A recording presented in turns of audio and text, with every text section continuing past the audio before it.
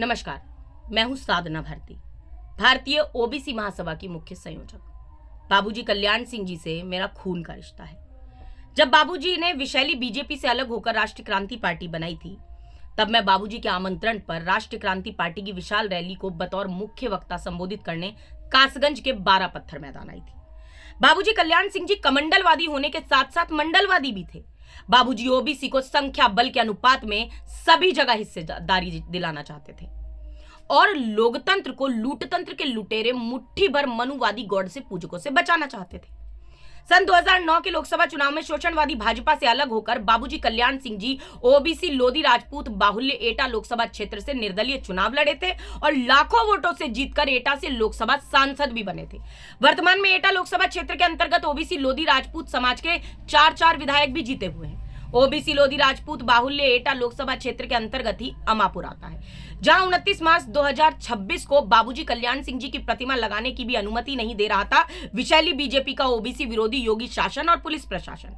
जबकि बीजेपी की योगी सरकार के बेसिक शिक्षा मंत्री बाबूजी के नाती मेरे बड़े भैया आदरणीय संदीप सिंह जी भी वहां मौजूद थे।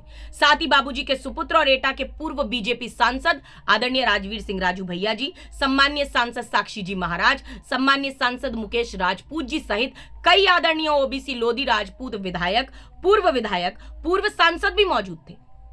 आखिरकार 29 मार्च 2026 को हजारों लोधी राजपूत बंधुओं ने बड़ी जद्दोजहद के बाद बाबूजी कल्याण सिंह जी की प्रतिमा के साथ साथ आजादी के आंदोलन की प्रथम अमर शहीद वीरांगना मातृशक्ति महारानी अवंतीबाई लोधी जी की भी प्रतिमा अमापुर में लगाई, जिसके लिए मेरी आत्मा के अंतःकरण से समस्त संघर्षशील लोधी राजपूत बंधुओं को हार्दिक बधाई।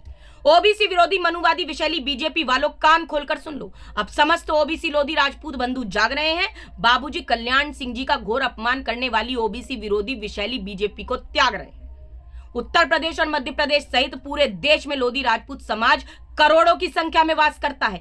जब चाहेंगे तब विशैली बीजेपी की शोषणवादी सत्ता का तख्ता पलट देंगे। राम मंदिर की खातिर मुख्यमंत्री की कुर्सी त्यागने वाले बाबूजी कल्याण सिंह जी का अब और अपमान नहीं सहेंगे। किसान नेता बाबूजी कल्याण सिंह जी तो अटल बिहारी वाजपेयी जी से भी पहले भारत के प्रधानमंत्री बन सकते थे, मगर उस समय बीजेपी के ओबीसी विरोधी मुट्ठी भर मनुवादी गॉड से पूजक नेताओं ने बाबूजी कल्याण सिंह जी को प्रधानमंत्री पद का दावेदार नहीं बनने दिया। और तो और उस समय शोषणवादी विशैली बीजेपी के मुट्ठी भर मनुवादी गॉड से पूजक आका और काकाओं ने बाबूजी कल्याण सिंह जी को दूध में से मक्खी की भांति बीजेपी से बाहर फेंकवा दिया था। तब बाबूजी कल्याण सिंह जी ने कहा था, मैं शोषणवादी भाजपा को गहरा गड्ढा खोदकर गाड़ दूंगा, दफना दूंगा, सुपुर्दे खाक कर दूंगा। बाबूजी का प्रण अधूरा करोड़ों ओबीसी लोधी राजपूत बंधुओं के सहयोग से साधना भारती करेगी पूरा। धन्यवाद।